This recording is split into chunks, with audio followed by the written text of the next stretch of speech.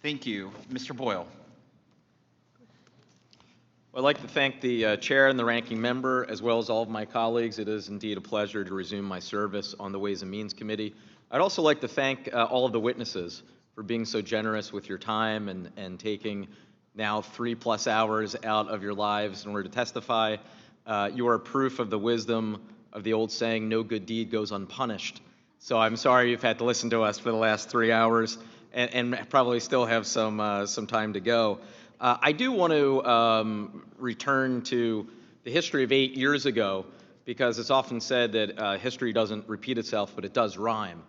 8 years ago, the very top priority of then President Trump and a unified Republican Congress was the so-called Tax Cuts and Jobs Act, which, according to the nonpartisan Congressional Budget Office, showed 83% of the benefit went to the richest 1%. No wonder that in the entire history of Gallup polling, the only poll to register majority voter disapproval as opposed to approval was the TCJA, and it wasn't just one poll. Poll after poll showed only about 40% of the American people supported the Trump tax cuts, while a majority, somewhere in the mid-50% range, opposed them. The wisdom of the American people was proven to be right. That added $2 trillion to our national debt. So now that it's 8 years later and they're set to expire, the question is, how much more debt would this policy add?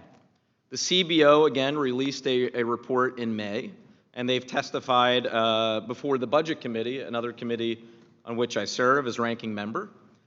They showed in their report the full extension of the TCJA would add $4.6 trillion to the national debt. So for the last 4 years, I keep hearing from a number of my friends on the other side of the aisle how concerned they are about deficit, how concerned they are about debt. I do tend to notice that whenever there's about to be a Republican in the White House, we tend to hear a lot less concern about deficit and debt, and the top priority is always tax cuts for the richest 1% of Americans. Now, Mr. Duke, let me, with a great first name, let me turn to you, Brendan, and ask you, do tax cuts pay for themselves? No. And the $4.6 trillion figure that the nonpartisan professionals at the CBO found, which is also similar to analysis done by the Wharton School and by other nonpartisan groups as well, does that sound approximately the right number? Yep. And you are familiar with some of the other reports and analysis that has been done by other groups? They're all approximately in that $4.5 trillion range, correct?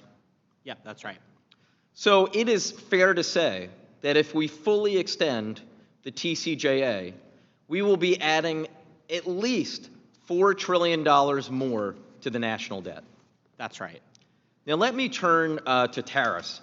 Tariff is another word for tax, is it not? That's right.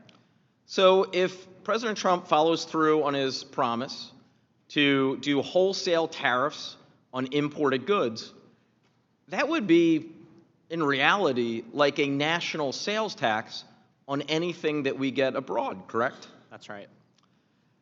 It's funny, it seems to me that one of the big drivers of this past election was dealing with the global increase in inflation, a problem that wreaked havoc all around the world, from the Baltics and Germany through the UK to Canada, the US, Asia.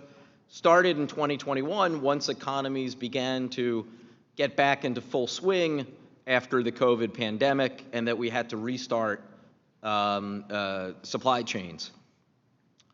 Would tariffs make goods less expensive for the American people? Absolutely not. In fact, tariffs would make goods more expensive for the American people. That's right. Thank you. With that, I yield back.